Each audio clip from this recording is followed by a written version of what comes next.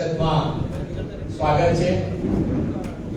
આજની આ વિશેષ પત્રકાર પરિષદમાં અમારા સૌના માટે ગૌરવની વાત છે કે અખિલ ભારતીય કોંગ્રેસ સમિતિના રાષ્ટ્રીય અધ્યક્ષ અને પંચાયતથી લઈને પાર્લામેન્ટ સુધી લોકોના આશીર્વાદથી વર્ષોથી જેમને જન સમર્થન જન આશીર્વાદ એવા મલ્લિકાર્જુન ખડગે સાહેબ આપણી વચ્ચે છે। હું વિનંતી કરું છું સન્માનીય અધ્યક્ષજીને કે તેઓ अध्यक्ष पहला शुरुआत के से અને ત્યારબાદ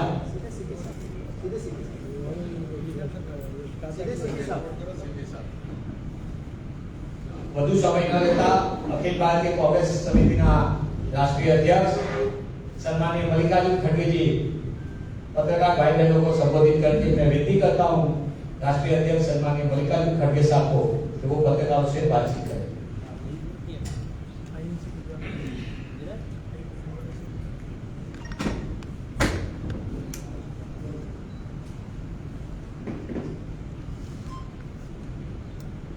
मुकुल वासनिक जी, शक्ति सिंह गोयल जी, जगदीश ठाकुर जी, सिद्धार्थ पटेल जी, अमीबेन याग्निक जी और इस मंच पे बैठे हुए मेरे दूसरे सीनियर कार्यकर्ता और यहाँ पर पधारे मीडिया के दोस्त। मैं इलेक्शन में बहुत से स्टेट में दौरा कर रहा हूँ और इस बार इस दौरे से महसूस हो रहा है लोग 10 साल की गवर्नमेंट जो है इसको इस बार उसको निकालना चाहते हैं। एक अंडर करंट चल रहा है क्योंकि कहीं भी मैं गया तो वहाँ के लोग, वहाँ के नेता और वहाँ के जो भी एमएलए एमपीज और पार्टी के कार्यकर्ता ये कह रहे हैं। और उसके अलावा भी मैं जब डिफरेंट मीडिया से मिलता हूँ वो लोगों का भी कहना ये है कि सब बदलाव इस बार जरूर दिख रहा है और जैसी चीजें 2 बार हो गई 2019 में इस बार ऐसा नहीं।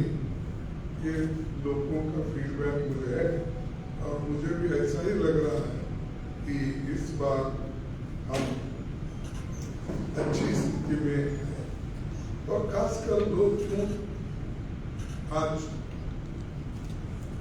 इसमें क्यों गुस्से में है तो एक तो महंगाई बहुत बड़ी और जो महंगाई इतनी बड़ी है इसके लिए सरकार के पास कोई उत्तर नहीं है। उत्तर देने के लिए वो ना पार्लियामेंट में आया है या किसी मंच पे भी आकर वो डिस्कशन करने के लिए तैयार। महंगाई का मुद्दा वो नहीं उठाते और उसके बारे में बात नहीं करते। और एक दूसरी बेरोजगारी की जो नौजवान तंग हुआ है, नौकरी के लिए तड़प रहा है और उनको सरकार ने आश्वासन दिया, खासकर प्राइम मिनिस्टर ने कि ये कहा कि मैं हर साल 2 करोड़ नौकरियां और 2 करोड़ नौकरियां और 10 साल में कितने होते हैं 20 करोड़। तो 20 करोड़ नौकरियां तो देने का छोड़िए, सरकार में जो सैंक्शन पोस्ट है 30 लाख से अधिक वो भी वो नहीं भर रहे। इसीलिए नहीं भर रहे कि अगर वो भरे तो 50% जगह SC ST के लिए OBC के लिए जाएगा और 50% और लोगों को जनरल मेरिट में। तो ये इतना वैकेंसी रखकर क्यों वो भर्ती नहीं कर रहे जो परमानेंट पोस्ट है? और एक बार परमानेंट पोस्ट किसी को मिला, किसी घर में मिला, तो उसकी पूरी जिंदगी बदल जाती है। यहाँ तक वो बेफिक्र रहता है कि घर की फिक्र नहीं रहती, बच्चों की फिक्र नहीं रहती, पढ़ाता है, सब करता है। तो ये जो नहीं बनने की उसकी मंशा है, इससे यही मालूम होता है कि उनका रुख गरीबों की तरफ नहीं है और वो सिर्फ बातें बहुत करते हैं, लेकिन काम का वक्त आता है, कुछ देने का वक्त आता है तो वो दे दें। फिर इसके बाद अमीर और गरीब में इतनी खाई बढ़ गई है, ये तो सबको मालूम है। अमीर बहुत अमीर बढ़ रहा है और गरीब और गरीब हो रहा है। इनमें से जो गैप है ये बहुत गहरी है, बहुत बड़ी गैप। इसको सुधारने के लिए उनके पास कोई उपाय नहीं है। पहले तो पंडित जवाहरलाल नेहरू जी अपने जमाने में पंचवार्षिक योजनाएं लाके पॉलिसी फ्रेम करके उन्होंने बड़े बड़े कारखाने निकाले, पब्लिक सेक्टर्स निकाले, चाहे BHEL हो, GL हो, IT हो, टेलीफोन इंडस्ट्री हो, कई उन्होंने रेल के बोगी इंडस्ट्रीज हो, हर चीज उन्होंने पब्लिक सेक्टर्स के तहत इस देश में बना के युवकों को नौकरी प्रदान किया और नौकरी दिलाने का वो एक जरिया उन्होंने बनाया। ऐसा कोई योजना इस 10 साल में मोदी साहब नहीं बना सकते। तो सिर्फ आपको मैं 2 करोड़ रुपया दूंगा, 15 लाख बाहर से काला धन लाऊंगा, एक के जेब में मैं 15-15 लाख डालूंगा, ऐसी भाषा ही बोलते, इमोशनली बोलकर अब 10 साल तो गुजारे। लेकिन इस बार बड़ा कठिन है, लोग समझ रहे हैं, युवा समझ रहे हैं और गरीब जनता भी अब समझ चुकी है। अब हमारे जब सरकार थी यूपी की, हमने कोई गारंटी नहीं बोला था, लेकिन फिर भी मनमोहन सिंह जी और सोनिया गांधी जी ने राइट टू वर्क मनरेगा का कार्यक्रम दिया। इसका एजिटेशन से नहीं दिया, किसी के बोलने पे नहीं दिया, ये मेरी गारंटी है बोल के मनमोहन सिंह कभी बोले नहीं या सोनिया गांधी जी ने। लेकिन जब लोग काम के लिए तड़प रहे तो एक योजना उन्होंने ऐसी निकाली, कम से कम 1 साल में 100 दिन गरीब लोगों को काम मिला और उससे जो 70,000 करोड़ 50,000 जो भी जैसा जैसा बढ़ते गए, ये सब पैसा गरीबों के हाथ में आने लगा। और वो लोग खर्च जब करते थे सब कंज्यूमर्स, वो कहीं रखने वाले नहीं थे उतने पैसे रखने के लिए, तो वो बाजार में ही आता था। तो ऐसा काम भी उन्होंने नहीं किया। और दूसरा जो है खाद्य सुरक्षा योजना, फूड सिक्योरिटी एक्ट, ये एक्ट से ये कोई बदल नहीं सकता। बदलना है तो पार्लियामेंट में ही होना, ये कोई जीवो नहीं है या ये कोई एक सर्कुलर निकाल के आप बंद करने का नहीं। इसको अगर कुछ बदलाव भी लाना है तो इसको फिर पार्लियामेंट में एक्ट ही बदलना पड़ेगा। लेकिन एक काम जो फूड सिक्योरिटी एक्ट उन्होंने बनाया, उन्होंने नहीं बोला था कि पहले इलेक्शन से पहले कि आपको मैं आहार सुरक्षा कानून लाने वाली हूँ, आपको मदद करूंगी, ये उन्होंने नहीं कहा। लेकिन गरीबों के लिए उन्होंने करके देखा है। और तीसरा, राइट टू एजुकेशन, RTE, ये भी नहीं बोला था उन्होंने कि मैं आपको करके देने वाले हूं। ये सब बगैर बोले गारंटी, और इन्होंने गारंटी बोलते गारंटी नहीं दी है, और वो बगैर बोले ये गारंटी RTA, सिक्योरिटी, मनरेगा, ये health, right on forest land, फिर उसके अलावा health mission, rural health mission, कई ऐसे चीजें आपको मैं बता सकता हूँ जो हमने किया, उसका फायदा जनता को हुआ, और ये बगैर बोले बगैर प्रचार किए ये चीजें हमने की। लेकिन उन्होंने हर चीज बोली, वोट लिया, कुछ नहीं। ये तो सत्य है, और अगर किसी को मिला है तो भाग्यवान है समझता। अगर नौकरी मिली है, अगर 15 लाख उनके घर में आ गए डायरेक्टली इनडायरेक्टली मालूम नहीं, तो बहुत ही भाग्यवान लोग, और समर्थन करने वाले भी भाग्यवान होंगे, क्योंकि ये बैठे जगह मिल रहा है। तो ये हमेशा वो बोलते रहते हैं कि मोदी साहब अपना हर बात को अपना ही नाम लगाते हैं। तो आप देखे होंगे कभी उन्होंने ये नहीं बोला कि मेरी पार्टी एक ही है और हमारा मैनिफेस्टो ये है,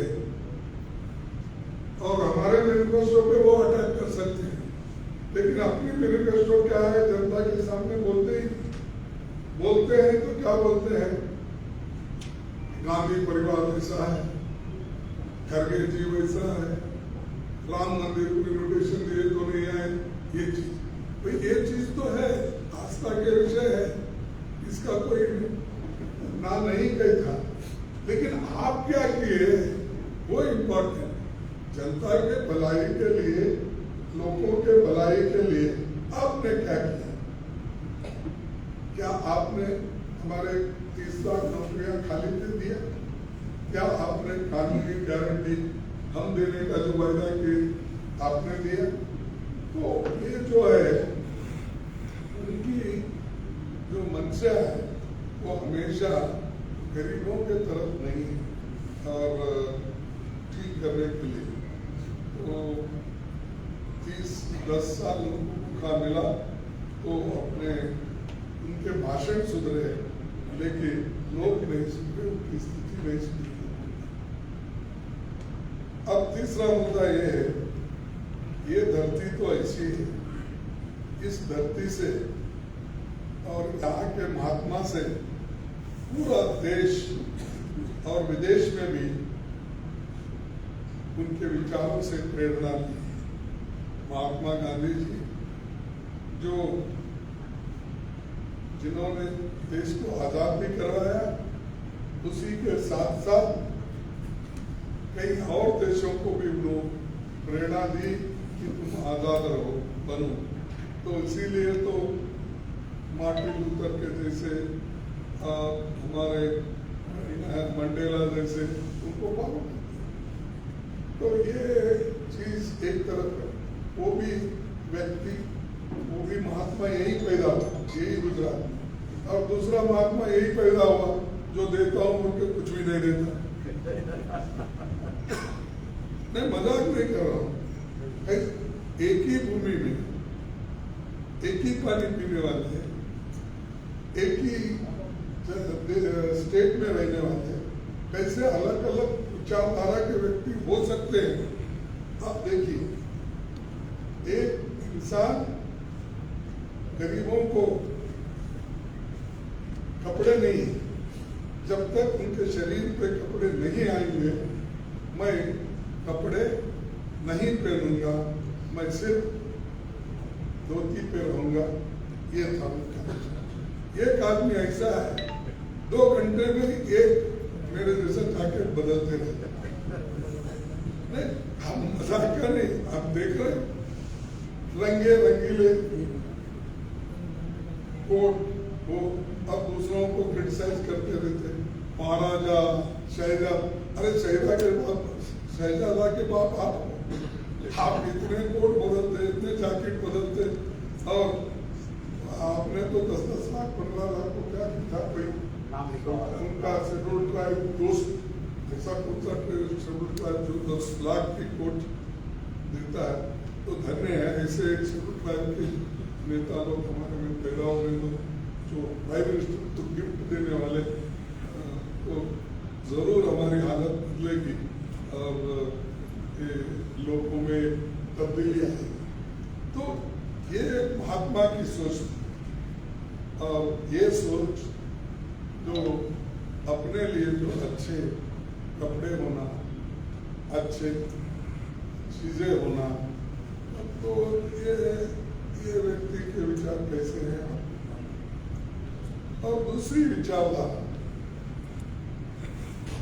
गांधी जी के विचार के तहत तो नेचुरली उस पे उनके कदम पे कदम तो नहीं रखते, लेकिन किस्मत ये है कि इसी गुजरात में पैदा होकर गोडसे की फिलॉसफी फॉलो करते, जो आदमी हमारे देश को आजादी दिलाया महात्मा, उस महात्मा को मारने वाले लोगों के विचारधारा को ही लोग फॉलो करते आरएसएस के, और दूसरे जो उनके गंभीर विचार है समाज के ओर से, और समाज तोड़ने का, समाज को अलग अलग रखने का जो आरएसएस का विचारधारा है।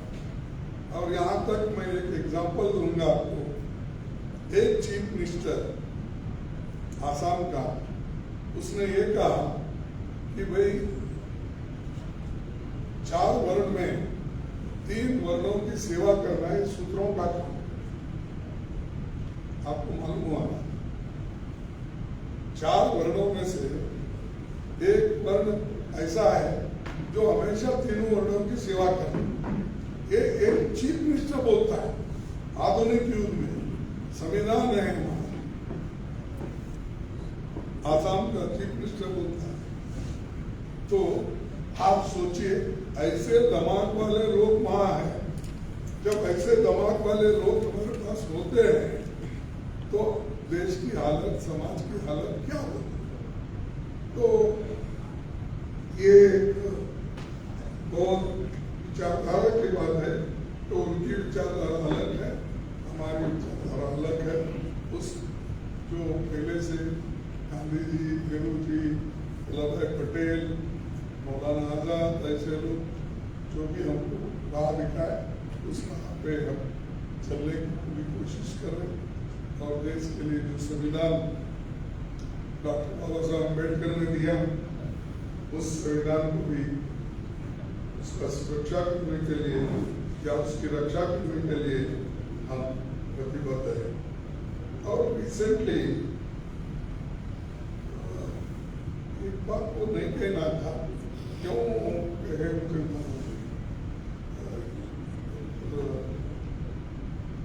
अच्छे वक्ता है प्रधानमंत्री, लेकिन ऐसे आड़े टीढ़े बातें क्यों करते हुए उन्होंने बोल दिया कि पाकिस्तान के लोग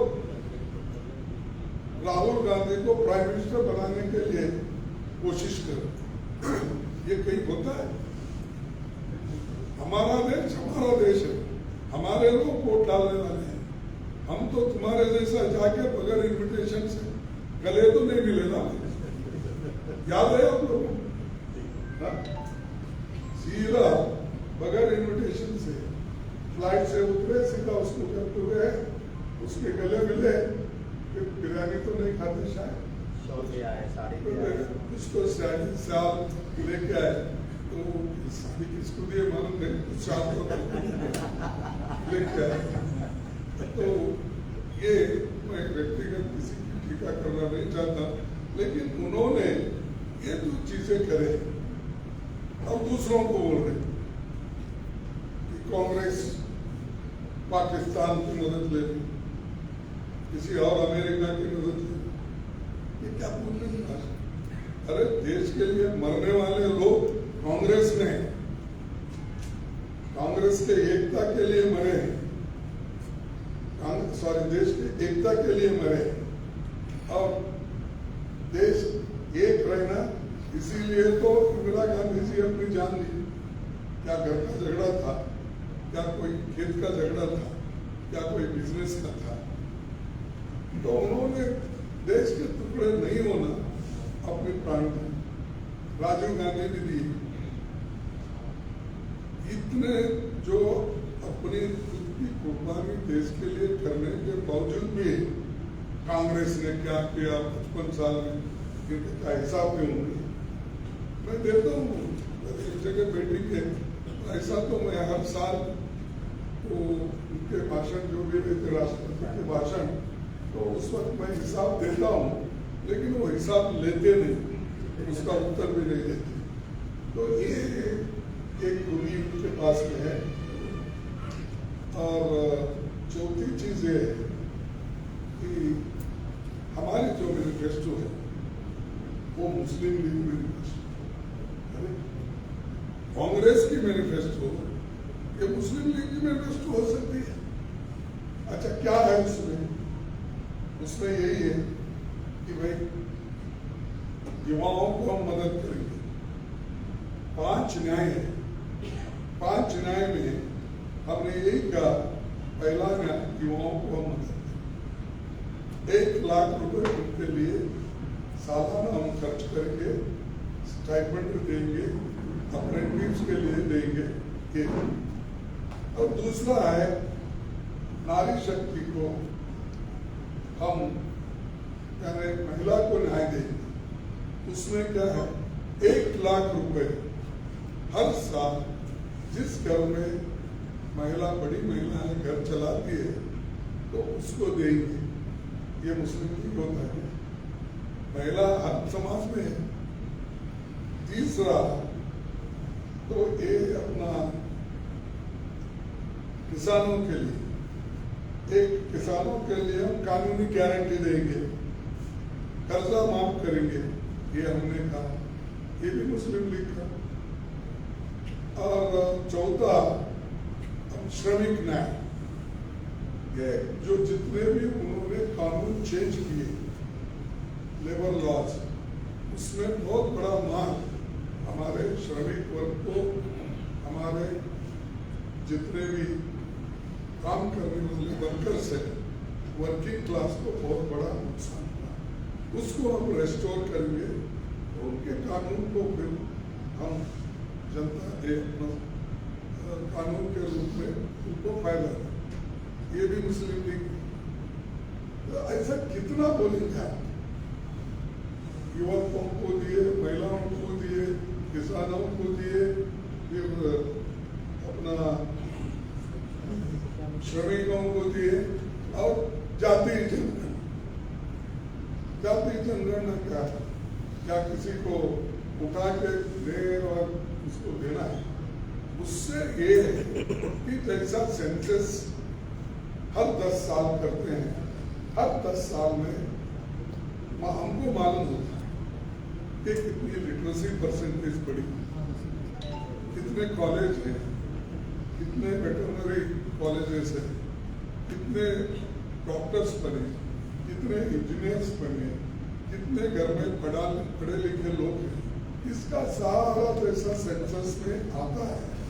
वैसा ही ये घर घर अपना लोगों को जिस घर में कितने ग्रेजुएट्स है, उनका इनकम क्या है, ये देखकर इसके ऊपर एक पॉलिसी, आप नीति आयोग बोलते हैं, हम तो पहले से पंचवार्षिक के योजना में विश्वास रखे वो काम हमने किया, जिसमें बहुत से इकोनॉमिस्ट थे, बहुत से एग्रीकल्चरिस्ट एक्सपर्ट थे, बहुत सी चीजें वो लोग उसमें इन्वॉल्व थे, तो उससे एक पॉलिसी बनती थी। लेकिन अब तो ये छोड़ दिए उन्होंने। लेकिन हमको ये जातीय जनगणना करना, तो उसको क्या अलग कर रहे कि तुम्हारी संपत्ति वो लोग छीन लेने के लिए अलमारा में क्या है, तुम्हारे पेटी में क्या है, संदूक में क्या है। और तुम यहाँ तक नहीं, तुम्हारा मंगलसूत्र भी वो लेंगे कांग्रेस वाले, दूसरों को देंगे। छोड़ो, ये तो एक वो हमेशा एक जो स्टेट्समैन होता है ऐसा बात तो नहीं करता, लेकिन उन्होंने किया तो जिसकी सोच जितनी है उतना वो बोले। और दूसरा यहाँ तक भी बोले, अगर आपके पास भाइयों 2 भैंस है तो एक भैंस लेके कांग्रेस वाले दूसरे को देंगे। ये बोला है नहीं आपको भी, यही बोला। देखो कितना गुजरात आगे बढ़ा है। तो ये जो चीजें हैं ये लोगों को भड़काने की, लोगों में एक गुस्सा पैदा करना। देखो तुम्हारा चीन लेके वो कर रहे, हिंदू मुसलमान यही है क्या? मुसलमान अरे देश के लिए आप क्या किए हैं? जैसे कि नेहरू जी के उदाहरण है, जैसा कि इंदिरा गांधी जी के उदाहरण है। हमको बोल रहे सब पाकिस्तान को जाकर देंगे, उनको देंगे, उनकी मदद है। कांग्रेस पार्टी का तो ये रिकॉर्ड है, इंदिरा गांधी जी का ये रिकॉर्ड है, पाकिस्तान के 2 टुकड़े करके एक को आजाद करवाया। उनको बोलते तुम, उस पार्टी को बोलते हैं। तुम्हारे हाथ से तो नहीं होता कुछ भी, लेकिन जो किए हैं कम से कम उसको तो स्वीकार करो। तुम्हारे से तो वाजपेयी अच्छा थे कि बांग्लादेश लिबरेट करने के बाद उन्होंने बोला ये तो हमारी देश की दुर्गा है, उसको बोलते अप्रिशिएट करना। अगर आपको गलती है, गलती निकाल के बोलो, जो अच्छे काम करते हैं वो तो बोलो। ये पाकिस्तान के बारे में बोलना, और जिस पाकिस्तान को पाकिस्तान इंदिरा गांधी का नाम लेते ही डरते थे, उनको उस पार्टी को सिखा रहे। इसके बाद में 55 साल में तुम क्या किए? पहले तो 70 साल होता, आयो कांग्रेस पार्टी 70 साल में क्या किया? अब लोग कम करते करते 55 साल किया है जितना, लेकिन हम 55 साल में क्या किए उसका हिसाब देते। हरी क्रांति कैसी हो गई, व्हाइट रेवोल्यूशन कैसा हुआ, इंडस्ट्री रेवोल्यूशन कैसा हुआ, अब जो जितने स्कूल बने, कॉलेज बने, विश्वविद्यालय बने, एम्स बने, वो उसका हिसाब हम दे देंगे। तुम्हारा हिसाब दे दो क्या बने। तुमने तो कहा मेरी माँ बहनें जब चूल्हे के सामने बैठती है, उपली और लकड़ी चूल्हे में डालती है, डालने के बाद जो धुआं निकलता है उसके आँख में जाने के बाद वो धुएं से वो आँख में पानी निकलता है। तो उसके लिए मैं उनको LPG या सिलेंडर फ्री दूंगा। तो जैसा बाजार में बोलते ना, 1 लो 2 लो 1 भी, ऐसा है इन्होंने निकाला तरीका। तो ये ठीक में ऐसा झूठ हद होती है, किसी गलती से एक बार कोई, लेकिन झूठ के ऊपर झूठ, झूठ के ऊपर झूठ, ये अच्छा नहीं, देश के लिए अच्छा नहीं।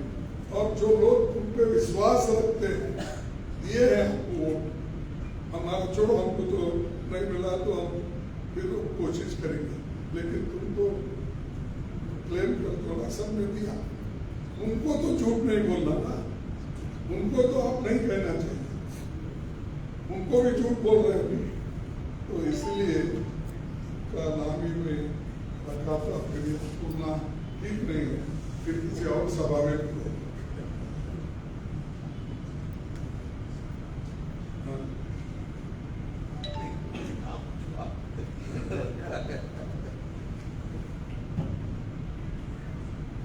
अब संविधान बदलने की, ये संविधान बदलने की बात हम नहीं कहते, तुम्हारे लोग कह रहे। मेरे राज्य से आने वाला एक अनंत कुमार हेगड़े, अनंत बोले तो एक नहीं अनंत, तो अनंत कुमार बोले हमको 2/3 मेजॉरिटी दो, 400 पार दो, हम संविधान बदल के रहेंगे। ये किसने बोला? उनके पार्टी के एमपी। और यही बात 9 साल पहले मोहन भागवत जी ने बोला। फिर 2019 के इलेक्शन के बाद भी उन्होंने बोला। अब हमारा केडर, जो लोग उनको मदद करते हैं, उनकी आइडियोलॉजी आप फॉलो करते हैं, वो लोग जब ये बोल रहे हैं तो हम विश्वास उस पर रखें या न रखें? हमको तो रखना पड़ता है। उसीलिए हम बोल रहे हैं कि भाई ये संविधान बदलने वाले हैं। और उसके लक्षण कैसा दिख रहे हैं? जो संविधान के ढांचे में ऑटोनोमस बॉडीज आते हैं, उनको इन्होंने बर्बाद किया। मैं नहीं देखा, भाई मेरे को भी 53 साल का अनुभव है, एमएलए बन के, एमपी बन के, राज्यसभा मेंबर बन के। तो मैं ऐसा नहीं देखा। एक होम मिनिस्टर के पास सब होम मिनिस्ट्री जो काम कम, ईडी का, इनकम टैक्स का, उसके बाद में तुम्हारा सीबीसी का, और उनको जो होना है अपने पास। कोऑपरेटिव सोसाइटी नहीं छोड़े, वो भी अपने इलाके में लेके, वो हमेशा कोऑपरेटिव मिनिस्टर के साथ रहता है। वो इधर फाइनेंस मिनिस्ट्री में ईडी रहता है, वो भी चीज। यानी मकसद क्या है?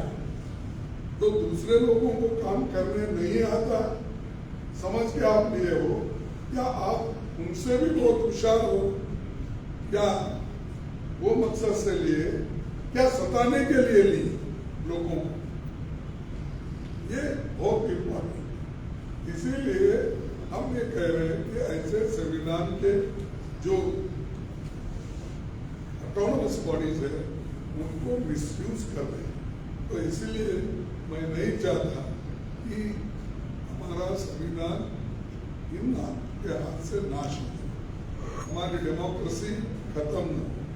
इसीलिए हम इस डेमोक्रेसी को टिकाने के लिए और लोकतंत्र को बचाने के लिए और संविधान को हम हिफाजत करने के लिए हम लड़ रहे हैं।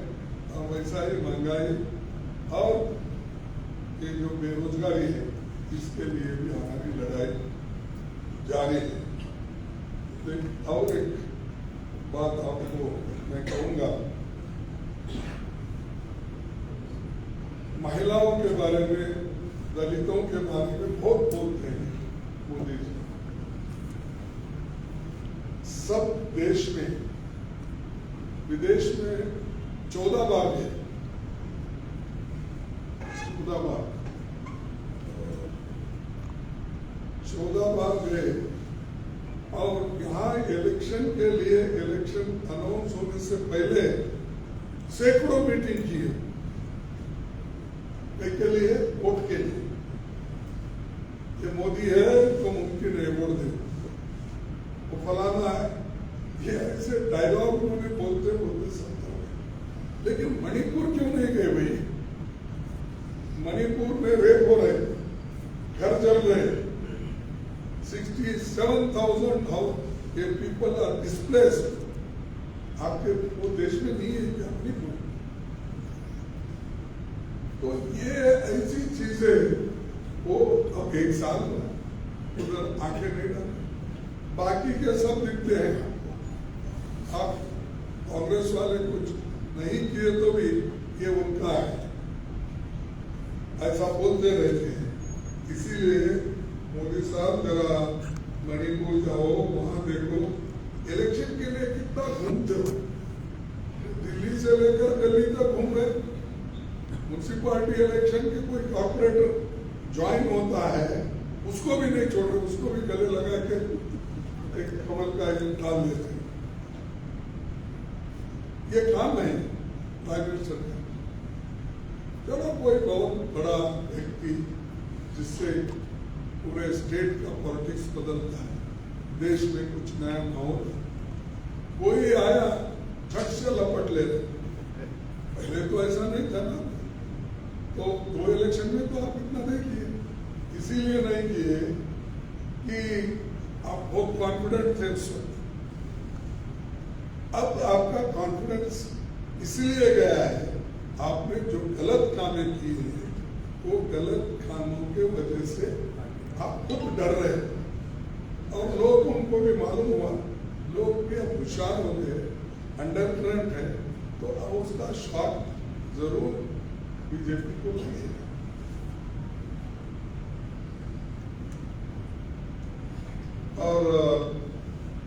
और एक बात, तो भाजपा के नेता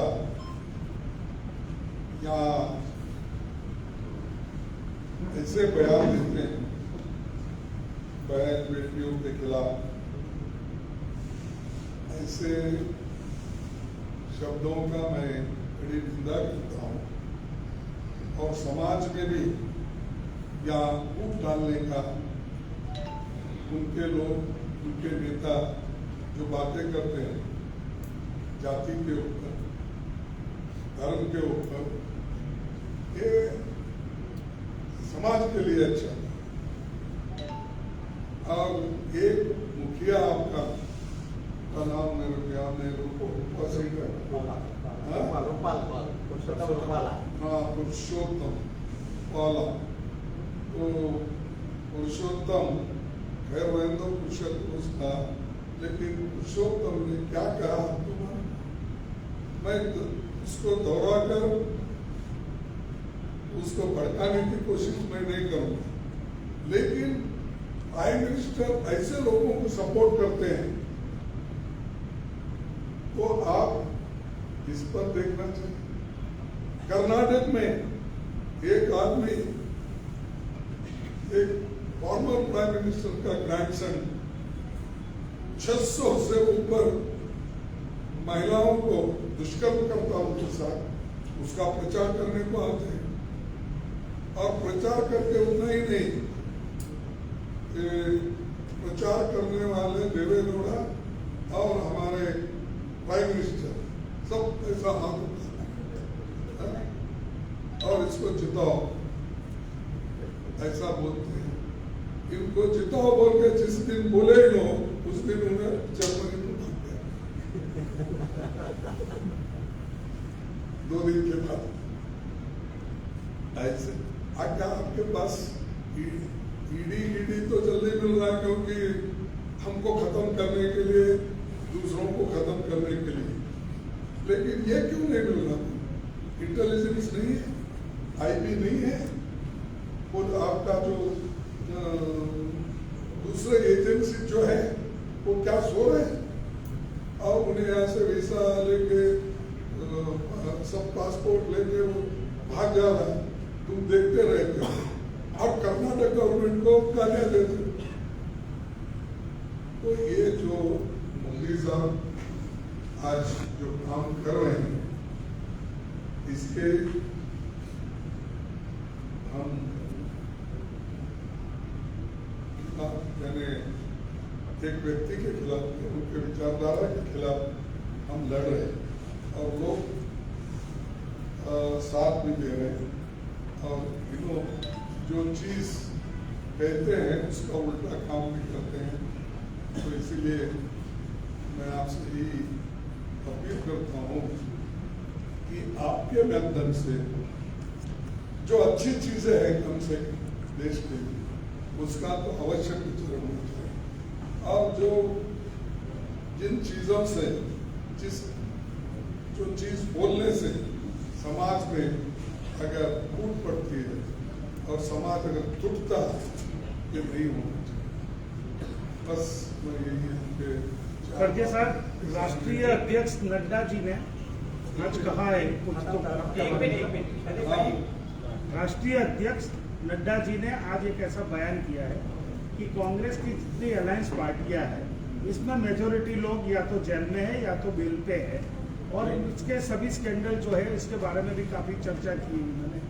तो ये पार्टी अगर सत्ता में आएगी तो आपको क्या दे सकती है, ऐसा एक आक्षेप किया है आपने, इसके बारे में आप कहिए। बहुत बड़े बहुत ऑनेस्ट सिंसियर 23 लोगों को आपने हमारे पार्टी से दूसरे पार्टियों से लिया, एमएलएस को, एमपीज को, चीफ मिनिस्टरों को, एक्स चीफ मिनिस्टर को, सभी को लिया।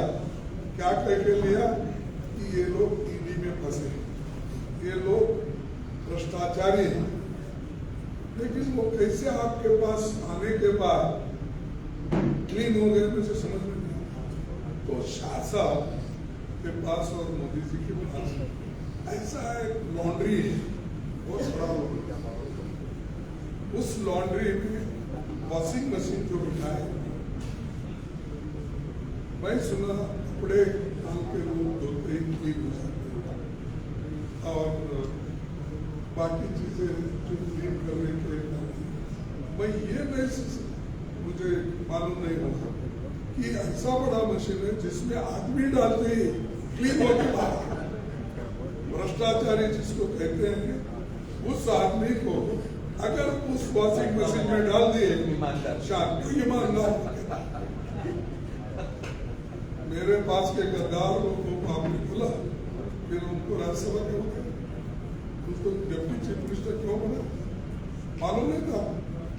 ये सब अभी ट्रेनिंग लेके आने दो, मेरे को भी बहुत अनुभव है। चलो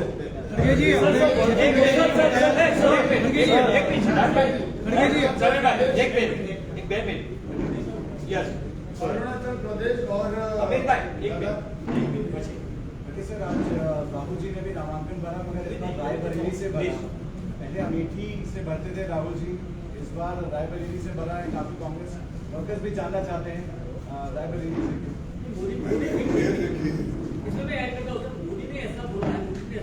अरे एक बाद में बोलूंगी, मोदी ने तो मोदी का प्रोग्राम ठीक है, मैं बोलता हूँ ना, सबके जवाब देता हूँ। तो रायबरेली का ऐसा वो हमारे सीपीपी सोनिया गांधी जी का सीट था और वो राज्यसभा बनते नहीं है, तो हमने रिक्वेस्ट किया राहुल गांधी जी को कि आप जो रायबरेली पहले से आपके पुराना जो राजीव गांधी की सीट वही फिरोज गांधी भी वहाँ से लड़े, पूरे उनके घर के लोग वहाँ से लड़ते आए थे और खाली रहने की वजह से हमने यहाँ से लड़ो, तो वो शिमोगा में तय हो गया था, शिमोगा में तय होने के बाद वो कल लाकर वहाँ पर डिस्कशन करके आखिरी में हमने आज नॉमिनेशन भरा। मैं भी गया था, वहीं से जाके सीधा आपके दर्शन के लिए आया। तो ये बात थी, इसीलिए उसमें डरने की कोई बात नहीं। क्या क्या आप लोग ऐसा बोला कि राहुल गांधी वायनाड से हार रहे हैं, इसलिए हमें किसी के बाद रायबरेली को देखो, यही ऐसी चिल्लर बात करके उनका जो ये है पर्सनालिटी बोलते प्राइम मिनिस्टर की जो छवि है वो घटा है। ऐसा कोई बोलता है? अब ये एक ही नहीं, हमारे पास पहले इंदिरा गांधी जी भी आई थी, नॉट ओनली चिकमंगलूर, उसके बाद में हैदराबाद में वेदर डिस्ट्रिक्ट में, और हमने यूपी से जब एक एग्रीकल्चर मिनिस्टर 1962 में हारे थे तो उनको हम तुमकुर से लड़ाकर जिताया। सीएम स्टीफन जो वाजपेयी से या दिल्ली में हारे थे 2000 वोट से, तो मेरे कॉन्स्टिट्यूंसी से उनको जिता के हम अरे पार्टी है। अब ये लोग भी भाग रहे ना, गांधीनगर छोड़ के उधर क्यों गए? अरुणाचल प्रदेश और लद्दाख में जो चाइना ने हमारा लैंड एंक्रोच कर दिया है, China has taken over our land, So what if the India Alliance government is formed? What is the India Alliance going to do about it? See, we will take appropriate action after formation of the government. अब alliance partners पहले एक लड़ने के बाद जो संख्या बनेगी उस संख्या बल पे जो सरकार बनेगी डेफिनेटली आप जो क्वेश्चन पूछ रहे हम उसके खिलाफ है जो ऑक्युपाइड उसके लिए हम लड़ेंगे उनसे आगे। लेकिन मोदी साहब नहीं मान रहे वो आप कुछ नहीं सब एक इंच जगह नहीं छोड़ी वो बोलते हैं लेकिन बाद में हम उनको रोहित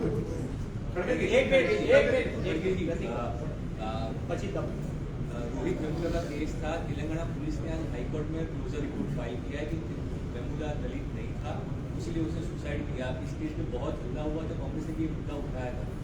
आज क्लोजर रिपोर्ट फाइल कर दिया है कि वो दलित नहीं था, उसको पता चला इसलिए उसने सुसाइड किया। देखो अब इसका उत्तर यहाँ की बहुत सी चीजें हैं। मैं इलेक्शन के दौरे पे आया और इलेक्शन के लिए हमने जो बात रखी उसमें अगर आपको कोई संशय मैं जरूर दूंगा। और सोशल प्रॉब्लम्स जो थे वो हम उठाएंगे, उसको बोलने के बाद बोलेंगे। इलेक्शंस के दौरान ही कांग्रेस ने अपने कैंपेन में भी रोहित वेमुला की बात की थी, उसको काफी पॉलिटिसाइज करने की कोशिश की गई थी। ऑलरेडी अनाउंस सुप्रीम कोर्ट में अपील कर रहे हैं। यस, इसके ऊपर सुप्रीम कोर्ट में अपील कर रहे हैं, वो ऑफिशियल स्टेटमेंट आ गया। करके जी पीयूष भाई यहाँ पर आए थे तब उन्होंने बताया कि शहजादे को हम 3 चैलेंज देते हैं, वो लिखित में दें कि हम बंजारा में कोई छेड़छाड़ नहीं करेंगे। मोदी जी जब यहाँ आए तो चैलेंज करते हैं कि लिख के दें कि हम कॉन्स्टिट्यूशन में बदलाव नहीं करेंगे, करना चाहो उल्टा तो उसका कॉल करते हैं। उन्होंने लिख के देते क्या? मैं पूछता हूँ इस देश में से गरीबों की बात करते ना, मुर्मा जी को अपने राष्ट्रपति बनाया, कोई को राष्ट्रपति बनाया, ये लोग इतने बड़े पोस्ट पे आए, कहीं भी दलितों के साथ छेड़छाड़ नहीं होगी, कहीं भी उनके खिलाफ कोई भी काम नहीं करेगा। अगर नहीं करता है, अगर कुछ करता है तो उसकी मैं फांसी की सजा देता हूँ, लिख के देते हैं, फिर मैं बोलता हूँ। Yes Sir, what are your thoughts about the Election Commission's voter turnout data? Because in India Alliance also there are your partners who are alleging that there has been serious apprehensions on manipulations of the results. What do you think about this, sir? No, I can't say now offhand. I will consult all my team, legal team. Then what should be, what action should be taken based on that. Thank you. Khadge ji, what would you take on this? What would you give the constitution on सूरत और Indore What justification would you give on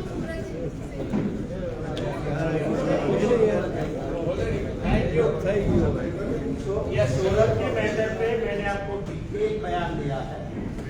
अगर national president को आप ये बातें उनसे सुनना चाहते हो तो जो मेरा बयान दिया है उसमें सारी चीजें आ जाती है। And we are going to file petition in high court and supreme court.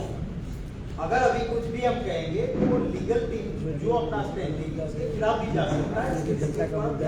सिर्फ इतना मैं कहूँगा कि अगर 5-5 लाख से भाजपा जीत रही है सारी सीटें, ऐसा दावा करते हैं, तो क्यों सूरत में ऐसा हथगंडा किया कि इंडिपेंडेंट भी ना रहने दिया, बीएसपी भी ना रहने दिया, नोटा भी ना रहने दिया।